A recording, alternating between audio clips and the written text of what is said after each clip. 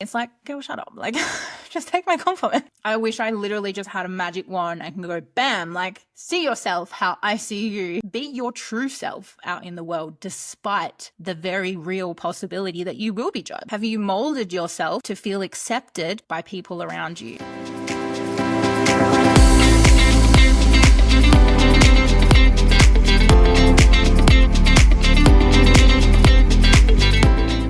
What's up, guys? Welcome back to another episode of Woke Up Worthy. I am your host, Jade. Thank you so much for tuning in this week. This week, we are talking about why you need to stop shrinking to fit in. Firstly, I have a really exciting update that I want to share with you guys. I went to the pet store the other day, just Pet Barn, to buy biscuits for my two cats. So I have two ragdolls, Miko and Nala.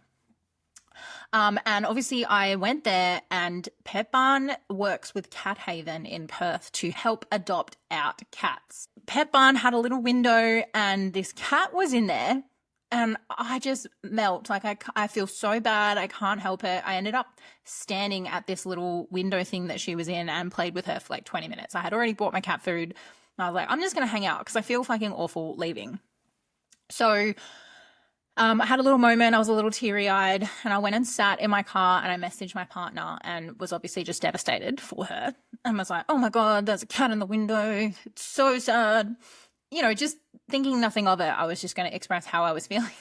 And he said, oh, okay. Like, what's going on? Like, what are you hoping for?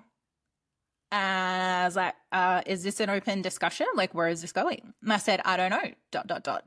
She's really cute and I feel bad. And he goes, okay, well, how much is she? I was like, I beg your pardon. Is this possible? Because don't fuck with me. I will walk inside right now and I will get her and bring her home. So long story short, I adopted a new cat. I have 3 cats. Everyone thought I was the crazy cat lady. Now I am definitely. But like, I'm not the type of person. How selfish of a person would I be if I just left her there? Like, I'm not that kind of gal. So I brought her home with me, and she is just perfection. She is called Lulu. I don't know what breed she is. They say it's domestic, but she's got a bit of something in her. It caught my eye because I think she has a little bit of ragdoll in her. But apparently she was homeless, and it did say, like, she was found on the streets, and it did say her people never came to collect her. So I don't know if she already had owners and they just fucking abandoned her. And I don't like to think about it because I did the first week I had her home, and I just bawled my eyes out because I'm like, why would anyone do that? I hate it when people get animals, and if it's an inconvenience, they just take them to a shelter. Like, you took on the responsibility of that animal when you brought it. Do better as a fucking human. Anyway, so I have 3 cats now. Lulu, Miko, and Nala, and we're one big happy family. So integration is going very slow. It's been a week and they haven't met yet. They're in separate rooms, smelling each other through doors and things like that. I've been swapping out all of their blankies, just picking up scents for each other. So slow and steady wins the race. Because one of my cats is blind, I'm hoping that my male house cat, Miko, becomes best of friends with Lulu so that he finally has someone to play with, because the blind cat is just not having it. She likes her peace. So hopefully he's got a friend now. Exciting. Okay, so let's go into the episode. Stop shrinking to fit in. Do you identify with that? Are you the kind of girl that you laugh quieter because you don't want to be seen, or you don't want the attention? You dress, quote unquote, safer. You don't want the attention. And God forbid a woman wears what she wants without being harassed. Or do you tend to hold back your opinion just so you won't be seen as too much? Or perhaps you're holding back because you don't want to put yourself in a vulnerable state to be judged, or not to be taken seriously, or to be laughed at, things like that. You know, that is how you are shrinking yourself to fit in. I want to dive into this because many women are actually doing this to be more palatable, I guess. And I want to make sure you know how to break this habit so that you can start owning your space, feeling more comfortable with who you are and putting yourself out there, because no one deserves to shrink to fit in, because there's a reason that we are all so different, because we are supposed to stand out. I'm going to talk about a few different ways that you possibly are already shrinking. If I list any of these and you go, oh, fuck, I've been doing this, like, I've got you, babe. I've got you. Make sure you're following this pod because I've got you. I'm your girl, okay? It might look like downplaying your achievements. Now, I do want to distinguish. There's a difference between being humble and there's a difference between just never being proud out loud.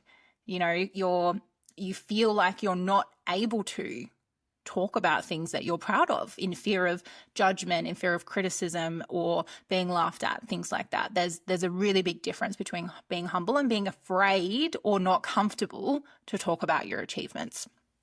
You apologize constantly. This was me, okay? I'm still working on it, but it is a huge people-pleasing tendency to apologize. Like, you have nothing to be fucking sorry for, okay? Nothing. And I think it's become such a norm for our language to just go, oh, okay, sorry, but we're not actually sorry. Like, what does that mean? What does the word I apologize? Like, what weight does that hold anymore when it's just, we actually don't think we've done anything wrong, yet we feel like we're obligated to apologize. And in the depth comes ownership, obviously, in how we perhaps impact people, how our behavior impacts people, how our thoughts and language and words actually can impact people. Then we can feel sorry and want to apologize and take ownership. But are you apologizing constantly from a place of being a people pleaser? Too scared to rock the boat? I'm sorry that, I had an opinion. I'm sorry that I disagreed with you. I'm sorry that I used my words. Like, that is the big difference. It could look like you staying quiet in rooms where you actually have value. You were scared to speak up. You were scared to hold conversations with people. You were scared to have light shone on you in fear of rejection, criticism, things like that. A big one, and this is something that I resonate with, is dressing to blend in instead of standing out. There's a big example I have, and I relate it to festivals because that is my absolute passion, is dressing up fun and creative and out there. And where else in the world can you get away with being half naked wearing glitter? Do you know what I mean? So, there were definitely moments where I went to one of these big festivals in Europe called Let It Roll. It's a drama-based festival. And it was probably one of my favorite festival outfits I have ever worn. And I remember, my friend and I that were going, we were looking at outfits on the website or just their Instagram page, trying to gauge what people were wearing. Because it goes without saying that different events have different styles and themes, right? Different festivals especially. So I was like, I don't know, I feel like I really want to wear this despite what the theme might be. And I tell you, I was definitely dressed way less than everyone there. The theme was definitely wear black to this festival, but everyone was very well clothed. And I actually did not give a fuck. It was fucking cold. I was cold, but I didn't care because I felt good. I wanted to express myself creatively through my costume. And I was like, when else am I ever going to be able to wear something like this? I wear pajamas or gym clothes in general. When do I ever get to wear stuff like that? And that was my way of creatively expressing myself. And if I had have not been able to do that, if I let my fear of what people thought about me or fear of judgment or feeling insecure, if I let that take over, then I'm not honoring my needs to express myself creatively. So I said, fuck it, I'm going to take my clothes off and go out in public. And one last one that you might resonate with, guys, is you're avoiding leadership opportunities or visibility in fear of judgment. So if this is present for you in the workplace, how often are you not putting your hand up for opportunities? Are you not speaking in meetings when they're asking for people's input or opinions because you're embarrassed or you're scared to speak your mind? If you resonate with any of those, you're shrinking yourself. I want to talk about why we do it. Why are we shrinking ourselves to fit in? Why do we think that we need to be duller, smaller, quieter? Why are we doing it?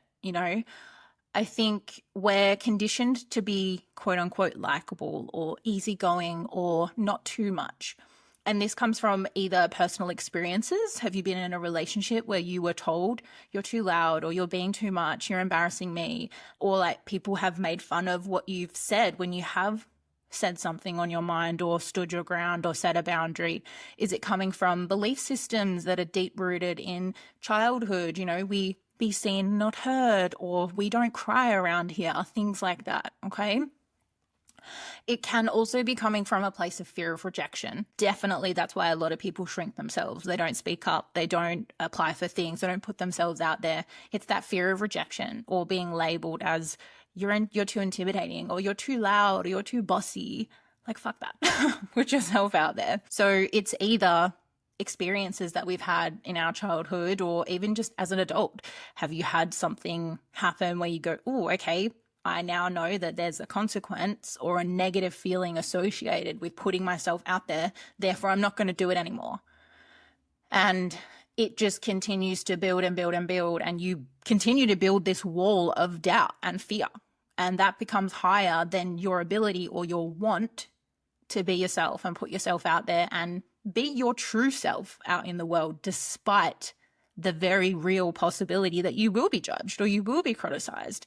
And confidence means doing it despite the fear, despite the opportunity to be criticized, because it doesn't matter what other people say or think about you.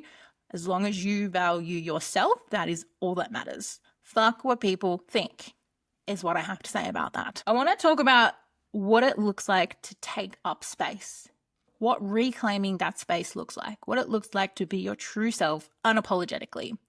It means speaking up for yourself, speaking clearly, speaking what's on your mind, regardless of fear of what other people think about you, dressing how you want, not how you're expected to. Okay, that's a big one. Is it relationships? Is it culture? Is it societal norms? Like, wear whatever the fuck you want. It's sharing your opinions, being brave to and courageous to speak what's on your mind and share your opinions, even if it's not what everyone else thinks or everyone else is saying. You know, if your opinion is unpopular, it takes a certain amount of courage to go against the grain of what everyone else in society thinks, right? That takes confidence and courage. It can be like a physical aspect as well. How do you walk into a room when it's uncomfortable or a new opportunity or a new space? Are you walking, hands across your belly, shoulders hunched over, chest closed? Are you hiding in a corner? Or are you walking in fucking confidently strutting, chest open, shoulders back, head high? I am here. I am taking up space. I am loud. I exist. Everyone look at me. Or are you kind of creeping in the corner, hiding? Okay, there's a big difference. Celebrate yourself out loud. What needs to happen for a lot of us in order to not shrink ourselves is you need to let go of the need to be liked or likable. Because if you operate in the world and constantly show up with the ideology of I hope I fit in, or I hope that I'm accepted, or I hope that I am what society deems as cool or acceptable or quote unquote a good person. The confidence to be happy and confident and content with who you are and then stepping out into the world, and the mindset behind that should be like, I am who I am. If you don't like me, that's on you. Not how can I mold myself? What parts of me can I dull? What parts of me can I hold back and keep quiet to fit in? That's the difference. Your fullness will repel the wrong people and attract the right ones. I always say, especially like in datings or when you're trying to make friends, why would you not go about it being yourself? Because that person is meeting you for the first time and they're deciding if they like you or not. If they are meeting a version of you that it is not there, it doesn't exist, you're not being who you are, you then have to keep up that facade for the rest of the relationship. I would rather be my absolute true authentic self and have those people decide I don't vibe with that, or you're not what we need, blah, blah, blah, and then go, yeah, no worries, that's okay. Let's part ways. Because I don't want someone to accept me for the fake version of myself or this different persona that I'm putting on. Why do we pretend to be things that we're not to suit other people when we should be behaving and showing up as our true selves so that when people do accept us, they're accepting you for who you truly are, not a fake version of yourself.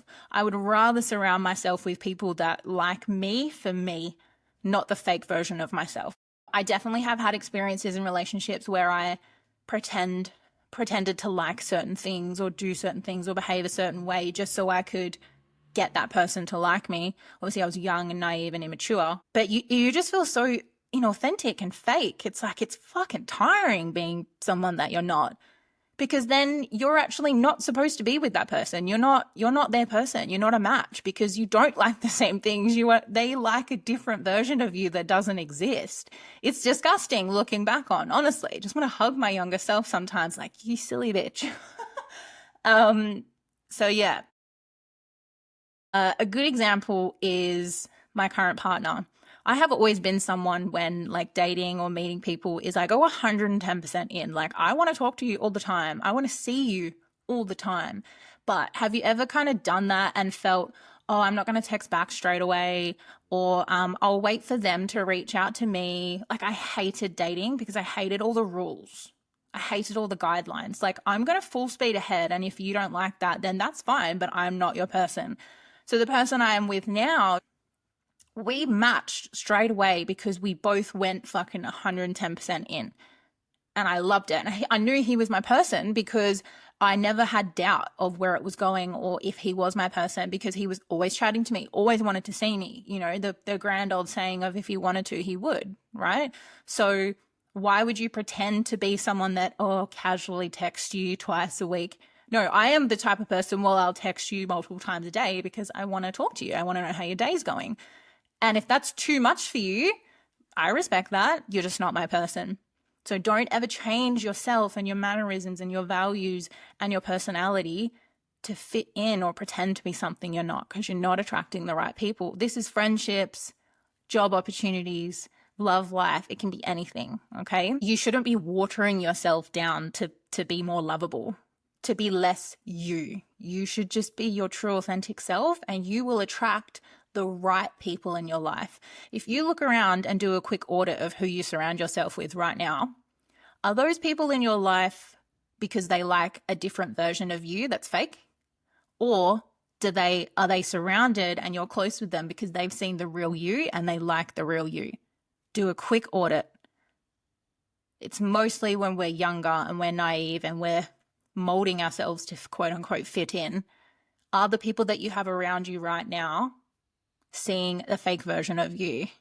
I guess in the long term as well, you have to think, what is the cost of being liked, quote unquote liked, versus being real? Being real is true, authentic connections and relationships. Being the real you is less heavy on your mental stability, how you feel about yourself energetically, because you're showing up fake is tiring. You know, the cost of being liked when you show up fake. Cool. What is that ticking off? Likes and follows on Instagrams, or, you know, people saying, I don't even know. I don't even know what to list the pros of being liked is, because you're attracting people around you. Yeah, but it's fucking fake relationships because you're not being your true self. How do you even hold conversations in those friendships? Because this person that you've drummed up in your mind that you feel like you need to be to get their attention, that's not you. So how do you have things in common? What do you talk about? What is that person's values? I don't fucking know, because you're not your true self. Really check in with yourself. How have you been showing up so far in relationships, at work, wherever you connect with people and yourself? How have you been showing up?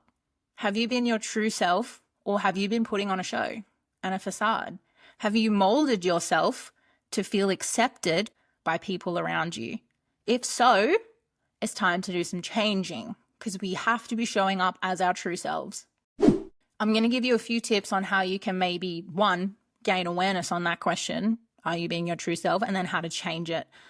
The first one, I say journal prompt, but if you don't like writing, you can voice note it. It's just about like thinking about it, right? We're getting it out of our mind. We're making sense of it.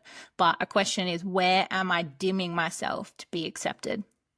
Which relationships, at work, in my hobbies, with my friends, with my family, where are you dimming yourself or shrinking yourself to feel accepted? Go out and wear that outfit you've been scared to wear. Wear it unapologetically, girl. Get it the fuck on and get out of your house. Because the only real person that you're hurting by not doing that is yourself. Like, you're not honoring who you could be wearing that fabulous outfit. Get it on, get out the house. Practice saying thank you instead of downplaying compliments. This is a big one that a lot of people do. When someone compliments them, they feel like it automatically needs to be met with, oh, don't say that, like, or you're just lying, or yeah, good joke, I'm ugly. And people just get so weird and uncomfortable with compliments instead of going, oh, thank you, that's so kind of you. I hate it. I'm very complimentary to people, and I genuinely mean it. I do it all the time because it makes people so happy in the moment. I'll always say a compliment, and it pisses me off when people turn it into like a negative thing or an attention thing, because I know that you agree with me, but don't make it weird. Like, just say thank you. It doesn't have to be like, oh my God, don't be stupid. I can't believe you would say that about me. It's like, girl, shut up. Like, just take my compliment. It's so sad because I'm like, do you really not see what I see? That's what hurts me the most being a confidence coach. I wish I literally just had a magic wand and can go, bam, like, see yourself how I see you. It's so sad when people don't see themselves the way that others do. So yeah, big one, practice saying thank you when you get a compliment, guys, and try to see yourself how others see you. It takes a big step. I know, I get it, but you are capable of seeing yourself that way. It just takes practice. It takes taking action. All right. Let's wrap it up with a bit of encouragement, because I feel like in those moments where we're not able to see ourselves the way we do, or maybe you've just realized that shit, I am shrinking myself to fit in. What do I do? Okay. This doesn't mean that you need to be louder. You don't need to be this fucking vibrant, outgoing, bubbly person that walks into a room screaming and yelling and dancing. You don't need to dress naked at festivals like I do. What this means is you just need to stop hiding. The world needs your version of confidence, not a filtered one. So what does stopping hiding look like for you? So think about everything that you're doing in your life right now where you're shrinking. What does the opposite of that look like? That doesn't mean being naked at a festival. It's like, how do I dress that suits me and makes me comfortable and confident? And as soon as a thought enters your mind where it's like, oh, I might not fit in, or that person said it looks like this, scratch that, get rid of it, come back to your center, come back to yourself. What do I want to wear that makes me feel good, me feel confident, me feel like myself? Okay, it's not about being loud. It's just about stopping hiding or stopping shrinking. So what does that look like for you? Okay, what does the non-filtered version of you look like? Literally draw a fucking human on a piece of paper. What are your values? What's your personality? What are you proud of about yourself, physically and mentally, spiritually? Who are you as a person that you love? Where are you actually hiding right now? Which aspect that you would love to get out there and tell people about?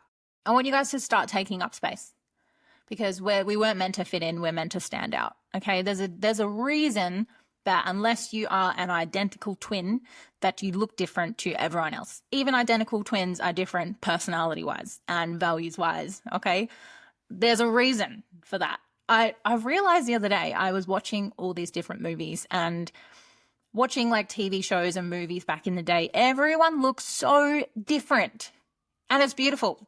Because we are not the same people or the same person. We are supposed to look and behave differently. That's what makes life so interesting. Imagine having a conversation in a group or a circle of people. They all look the same and they all talk the same. They all behave the same.